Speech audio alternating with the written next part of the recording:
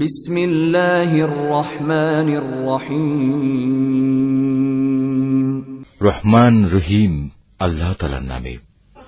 দুর্ভোগ তাদের জন্য যারা মাপে কম দেয়, যারা অন্য মানুষদের কাছ থেকে যখন মেপে নেয় তখন তাদের কাছ থেকে পুরোপুরি আদায় করে নেয়, আবার নিজেরা যখন অন্যের জন্য কিছু ওজন কিংবা পরিমাপ করে তখন কম দেয়। এরা কি ভাবে না বিচারের জন্য তাদের সবাইকে একদিন কবর থেকে তুলে আনা হবে এক কঠিন দিবসের জন্য। সেদিন সমগ্র মানব সমাজ সৃষ্টিকুলের মালিকের সামনে এসে দাঁড়াবে। জেনে রেখো, গুনাহগারদের আমল নামা রয়েছে সিজ্জিনে। তুমি কি জানো সেই সিজ্জিনটা কি?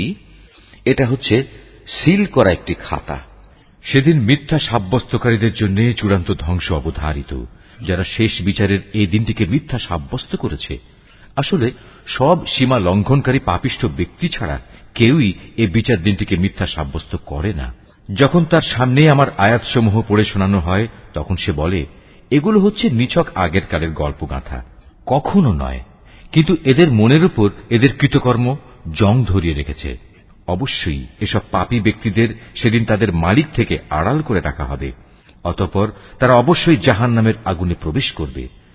তারপর তাদের বলা হবে, এ হচ্ছে সেই জাহান্নাম যা তোমরা মিথ্যা সাব্যস্ত করতে। হ্যাঁ, নেককার লোকদের আমল নামা রক্ষিত আছে ইল্লিয়িনে। তুমি কি জানো এ ইল্লিয়িনে রক্ষিত আমল নামা কি?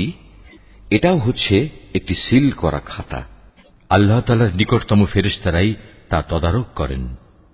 নিঃসন্দেহে নেককার লোকেরা মহান নিয়ামতে থাকবে। এরা সুসজ্জিত আসনে বসে সব অবলোকন করবে। এদের চেহারায় নিয়ামতের তৃপ্তি ও সজীবতা তুমি সহজেই চিনতে পারবে। ছিপি আটা বোতল থেকে এদের সেদিন বিশুদ্ধতম পানীয় পান করানো হবে। পাত্রজাত করার সময়ই কস্তুরীর সুগন্ধ দিয়ে যার মুখ বন্ধ করে দেয়া হয়েছে। এতে বিজয়ী হবার জন্য প্রতিটি প্রতিযোগী প্রতিযোগিতা করুক। তাতে তাসনিমের ফল্গু ধারার মিশ্রণ থাকবে। তাসনিম এমন এক ঝর্ণাধারা, আল্লাহ তাআলার নৈকট্য লাভকারীরাই সেদিন এ পানীয় থেকে পান করবে। অবশ্যই তারা ভীষণ অপরাধ করেছে যারা দুনিয়ায় ঈমানদারদের বিদ্রূপ করত।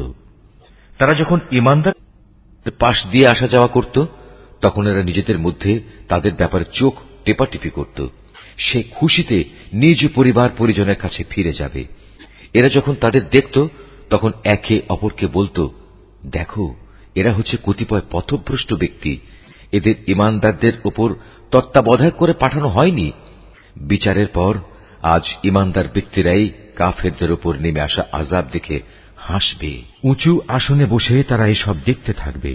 প্রতিটি কাফেরকে কি তার কর্ম অনুযায়ী বিনিময় দেওয়া হবে না?